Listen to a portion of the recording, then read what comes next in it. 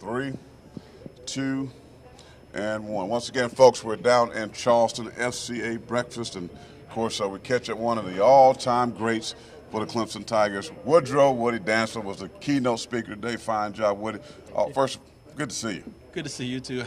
Always good to see you. What's new? Nothing's new, man. Football is new, and of course, you've been a guy that's been around doing a lot of speaking. And just talk about what it means for you to come to a Medal of Honor Bowl and see these guys out there, the chair that you sat in before, to speak to them about the Lord.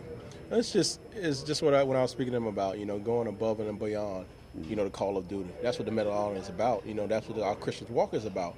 And if no one tells them that they're destined for greatness, how will they know?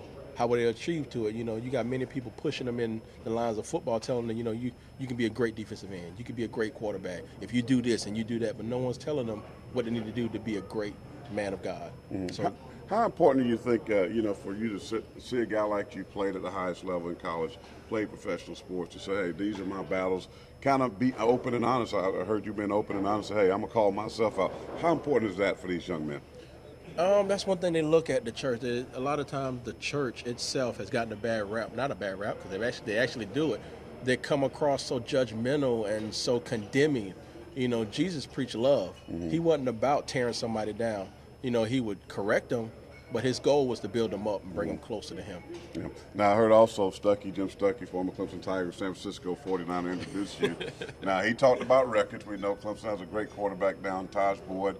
I'm sure he broke a lot of your records, but talk about the Tigers and Taj Boyd and what they just accomplished in the Orange Bowl.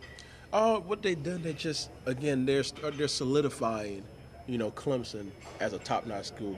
Everybody for the years they want to talk about, the ACC this or SEC or this conference and that conference, but they're solidifying, Clemson football as a national contender. Not just that, even speaking to our buddies down the road, South Carolina, it's just showing the state of South Carolina a whole is a contender. It produces talent, so it's a great thing for the state. I know Taj Boyd looks up to you. Can he be a starter in the National Football League? You see him being that guy that can go in there and take over an NFL team? I believe he can. He has all the tools, all the intangible. He just needs to go in there, be focused, don't get distracted by outside influences, and do what he's capable of doing, because, he can throw the ball, he's smart, he just has to go out and do it, believe in himself.